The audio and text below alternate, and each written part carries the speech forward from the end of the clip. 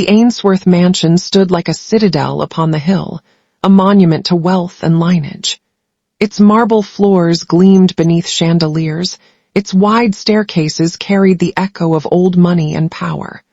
But beneath its polished grandeur, life went on with the quiet rhythm of servants who moved like shadows, their presence acknowledged only when needed. Among them was Bianca. She was young, her figure slender from years of labor, yet her beauty was one that no coarse apron could conceal. She carried herself with dignity, as though she belonged to more than the mop and pail she bore. Her eyes, dark as velvet, revealed a mind that dreamed of freedoms far beyond the confines of this household. Lance Ainsworth, the only son of the estate, had always lived above such matters. Women flocked to him at every gathering, daughters of senators, heiresses with practiced smiles. Yet none of them stirred him as the sight of Bianca did when he caught her arranging roses in the drawing room one summer morning.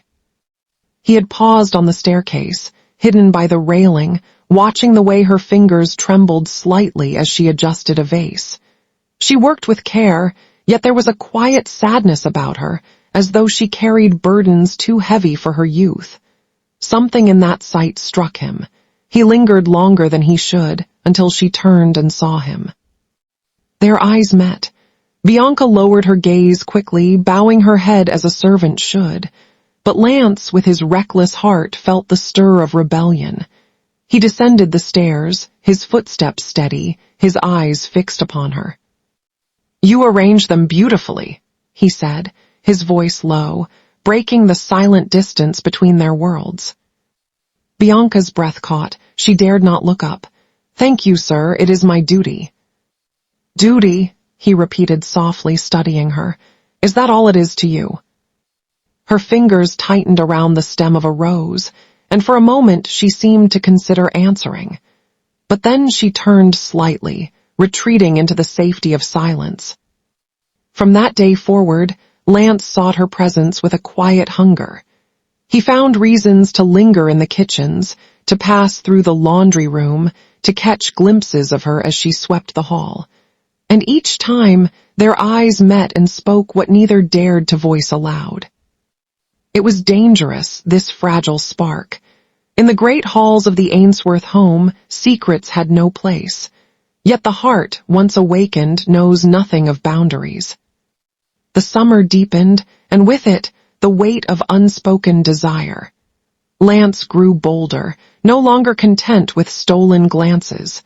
He began to speak to her in hushed tones, choosing moments when the house slept or when his parents were away entertaining in the city.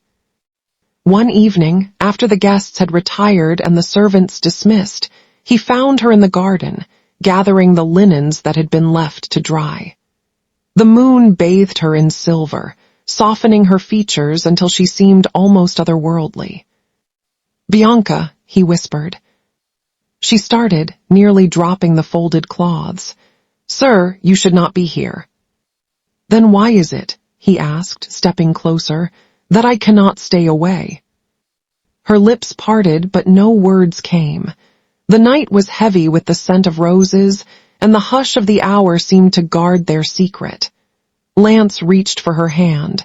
She tried to pull back, but his grip was gentle, pleading. "Do you think I do not see you?" he murmured. "Do you think I can walk these halls and pretend you are only a maid?" Bianca shook her head, her voice trembling. "If they find out, your parents, the others, what will become of me, of us?"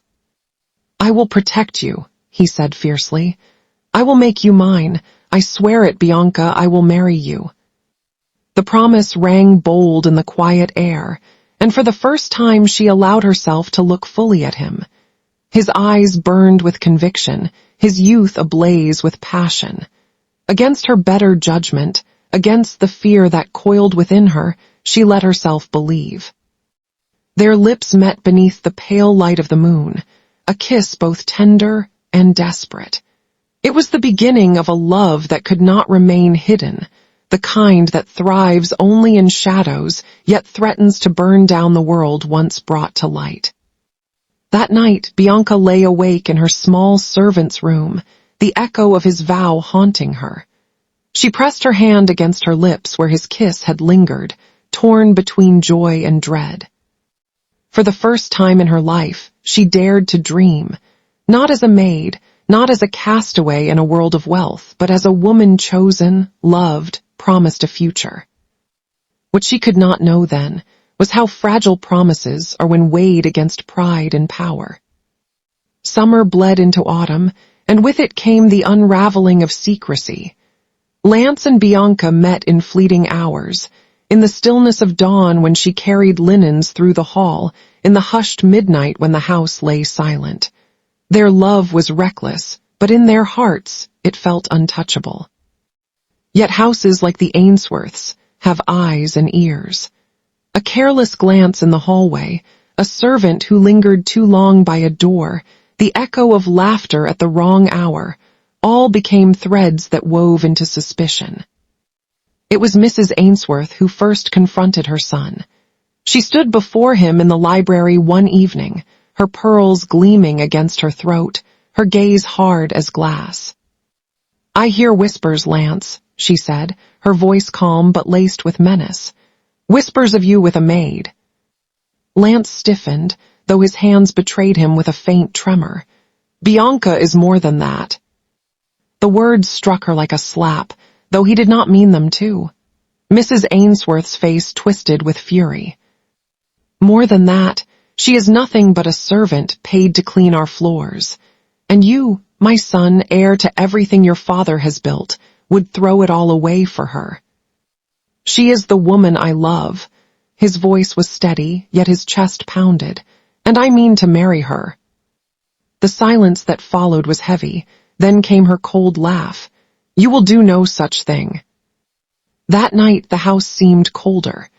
Bianca, unaware of the storm gathering, folded napkins in the kitchen.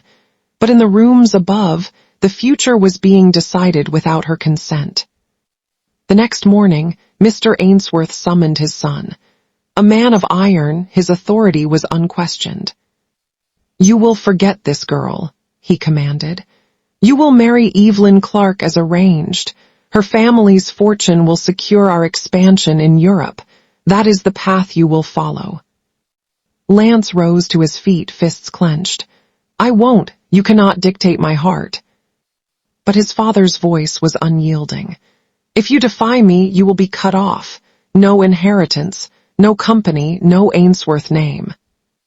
For the first time, Lance felt the walls of his golden life close in. He returned to his room, his heart torn between love and duty, rebellion and fear. And in the quiet halls, Bianca still carried her tray of silver, not knowing that her fate was being rewritten without her voice, without her choice.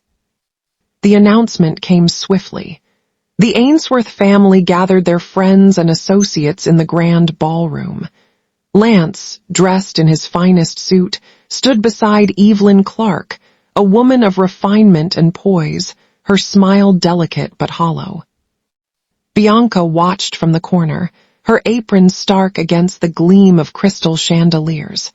The words struck her ears like blows. "Tonight, we celebrate the engagement of our son, Lance Ainsworth, to Miss Evelyn Clark." The guests clapped, champagne glasses lifted, music swelled, but Bianca's heart stopped beating. She fled the room, but not fast enough to escape Lance's eyes. He saw her retreat, her shoulders trembling, and guilt pierced him deeper than any knife. He followed, slipping through the servants' corridor until he found her by the back door, her face streaked with tears. "Bianca, listen." "Don't," she choked out, her hands pressed against her chest as if to hold herself together. "You promised me, Lance. You swore you would marry me." "I had no choice," he whispered desperately. "They threatened everything. They will cut me off, they will." She shook her head, her tears falling freely. "And what of me, of us, was your promise worth so little?" He reached for her, but she stepped back, her voice breaking. "You were my hope, and now you are the hand that casts me away."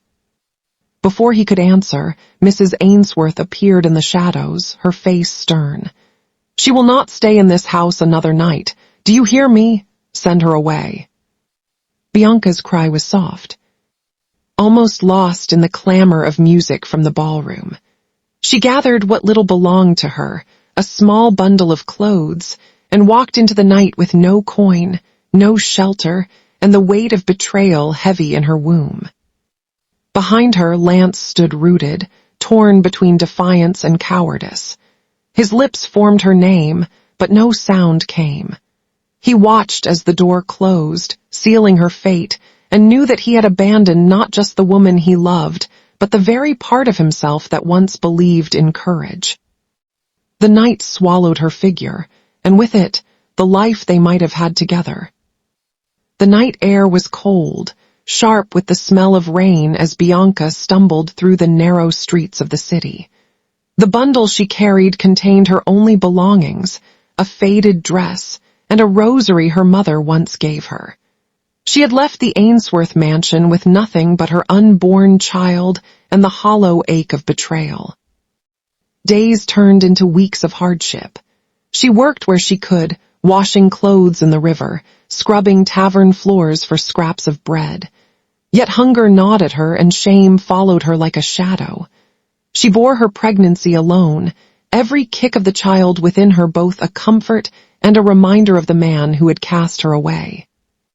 When her labor came, it was in a dim corner of a midwife's cottage.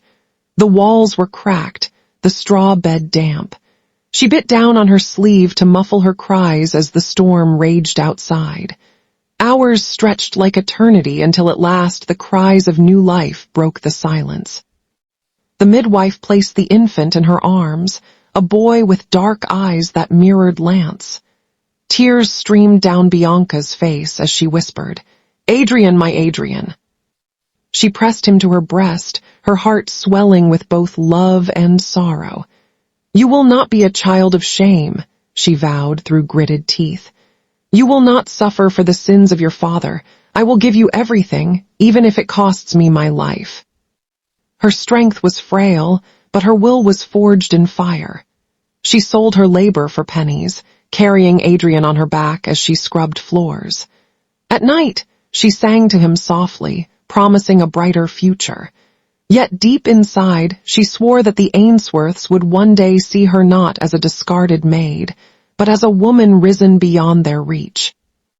The vow lit within her a quiet flame, small but unquenchable. The world had abandoned her, but she would not surrender. For Adrian, she would rise. Years slipped by like pages of a worn book. Bianca's beauty deepened with age, touched not by vanity but by endurance. Adrian, now a boy of 6, was the light of her life, clever and spirited. Yet poverty clung to them still, and her dream of giving him a future seemed impossibly far. It was during this time that fate led her into the orbit of Victor Hargrave. He was a man in his late 60s, wealthy, powerful, a widower whose fortune stretched across shipping lines and trade routes. Bianca met him while serving as a seamstress in the home of one of his acquaintances. He noticed her quiet grace, the way she spoke with dignity even in humble clothes. Their paths crossed again at a dinner where she was hired to wait on guests. Victor's eyes lingered on her longer than propriety allowed. Afterward, he requested her presence in his study, where he spoke plainly. "You are a remarkable woman," he said, his voice deep, touched with loneliness. "And I see in you a strength that many would overlook. I will not insult you with flattery, Bianca. I am old. My life has more years behind it than ahead. But I am not blind. You need stability, and I—" He paused, his gaze softening. "I need companionship."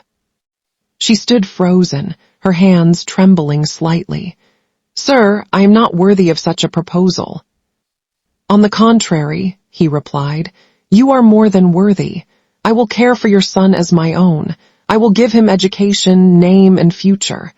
And in return, I ask only that you stand beside me as my wife, not for passion, but for trust, not for youth, but for loyalty." Bianca's heart raced. She thought of Adrian, of the nights she had wept silently as he slept beside her, of the doors forever closed to them. Here, at last, was a door open, but it was not love that beckoned, it was survival. That night she prayed long into the dark, torn between longing for freedom and the weight of compromise. At dawn, she kissed Adrian's forehead and whispered, "I will not let you grow in hunger." Weeks later, she stood at Victor Hargrave's side as his bride. The ceremony was quiet, without grandeur, but it bound her to a future she could scarcely imagine. For the first time in years, Bianca wore silk instead of rags. Adrian played in gardens that belonged to them, not borrowed corners. Though her heart was guarded, she found in Victor a kindness unexpected. He treated her with respect, with patience, as though he understood the wounds she carried. It was not love, but it was dignity, and through it, she began to build the foundation of the empire that would one day return her to the world she had been cast out of. She was no longer merely a discarded maid. She was becoming a woman of power, and her rise had only just begun. Victor Hargrave's health declined gradually, like a candle dimming with each passing night. His once firm hands trembled, his steps slowed, and soon he remained confined to the estate that had once been his throne. Bianca, faithful and composed, stood beside him through his final years. She read to him when his eyes weakened, listened when his voice faltered, and endured the whispers of society that still eyed her with suspicion. Victor never treated her as an ornament. In private moments, he reminded her often, "When I am gone, Bianca, the world will test you. Take what I leave you and do not flinch. You are stronger than you believe." The day he passed, the estate fell into a hush, as though the walls themselves grieved. Bianca dressed in black and held Adrian close as condolences poured in. But along with sympathy came thinly veiled curiosity. What would the young widow do now? The will was read in the oak-paneled study, the air heavy with expectation. Relatives leaned forward with hungry eyes, only to pale when the truth was unveiled.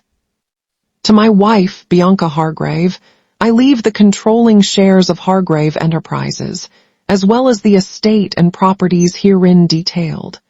To Adrian, whom I regard as my son, I leave a trust that will secure his education and future." The room erupted with whispers, outrage thinly disguised as shock. Bianca sat still, her face calm, though inside her heart thundered. In that moment she understood. Victor had not merely given her wealth, he had given her a weapon. The years that followed were marked by transformation. Bianca studied under financial advisors, attended board meetings, and proved herself a force of intellect and will. Her beauty, once a burden, became an emblem of authority when paired with her sharp mind. Men who once dismissed her as a servant now bowed to her as a partner in business. Adrian grew into a young man of refinement, tall and composed, his mother's pride shining in his achievements. Together, they stepped into the world not as beggars, but as heirs of empire. Whispers changed their tone. The maid who rose to power, the widow who commanded fortunes. And through it all, Bianca never forgot the night she had been cast into the cold. She never forgot the man who promised her forever and delivered nothing but abandonment. The day came when she signed her name to a new acquisition, shares in Ainsworth Holdings. With one stroke of a pen, she entered the house of her past, not as a servant, but as a queen returned to reclaim her dignity. The boardroom of Ainsworth Holdings gleamed with mahogany polish and walls lined with portraits of patriarchs long dead. It was a chamber of power, reserved for men of lineage and wealth. On this day, however, a new presence entered, one that carried both grace and command. Bianca stepped inside, dressed in a tailored suit of ivory, her hair swept elegantly, her heels clicking against the marble floor. Adrian walked beside her, tall and composed, his resemblance to Lance subtle but undeniable to anyone who looked closely enough. Around the table, directors murmured at the sight of her. The Maid they once dismissed had become one of their largest shareholders, and with her entry came a shift in balance no one could ignore.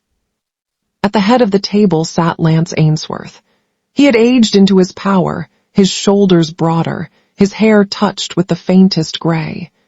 His marriage to Evelyn had given him status, children, and alliances, yet his eyes betrayed weariness, a hollow space carved by choices long regretted. When his gaze lifted and fell upon Bianca, the air between them thickened. Time collapsed.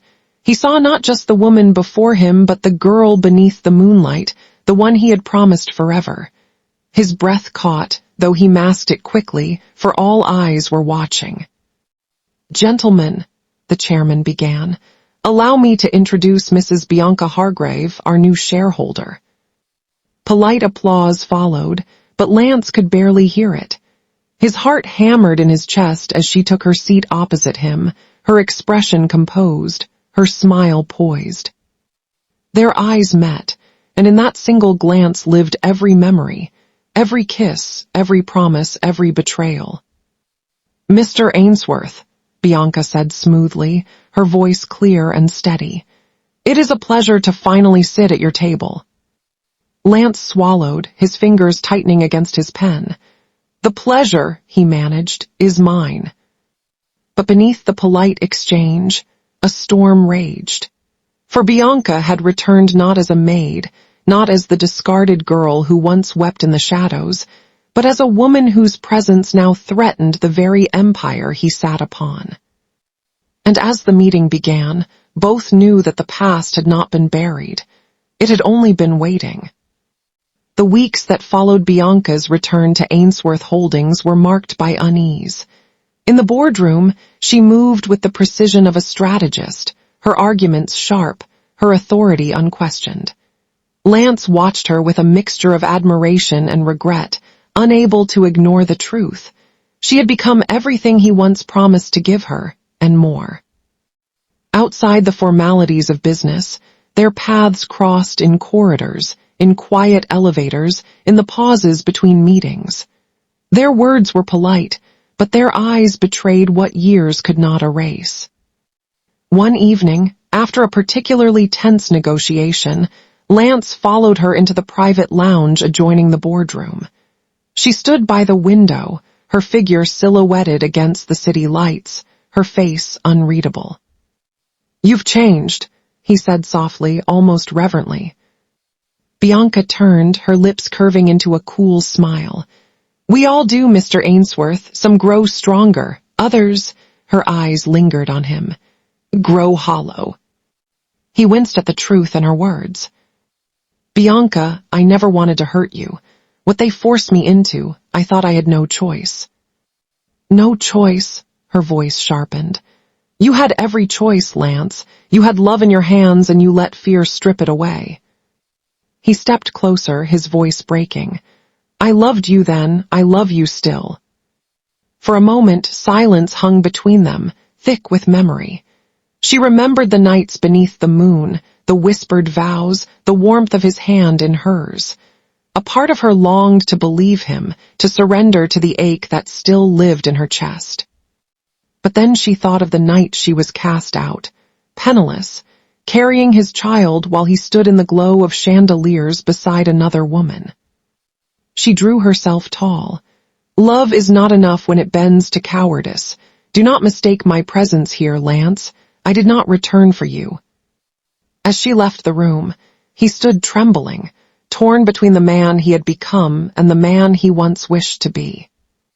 Yet even as she walked away, her heart betrayed her, racing with the echo of a flame that refused to die.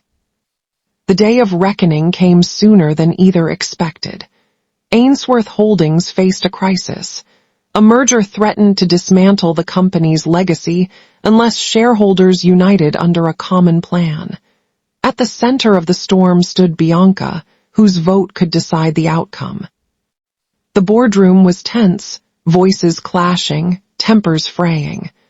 Lance watched her across the table, knowing that her decision held more than business weight. It was personal, bound in the chains of their history. When the meeting adjourned, Lance sought her once more. He found her in the courtyard, where the autumn wind scattered golden leaves around her. "Bianca," he began, his voice raw, "if there is anything left between us, let it be now. We can rebuild not just the company, but us. I can give you what I should have given long ago." She looked at him, her eyes glistening with unspoken pain. "You think life is so easily rewound, that promises once broken can be stitched back together as though they were never torn." "I was a coward," he admitted, his voice breaking. "But I am not that man anymore.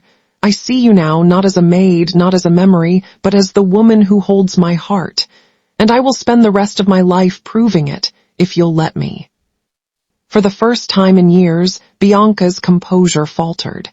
She thought of Adrian, of the nights she had sung him to sleep in hunger.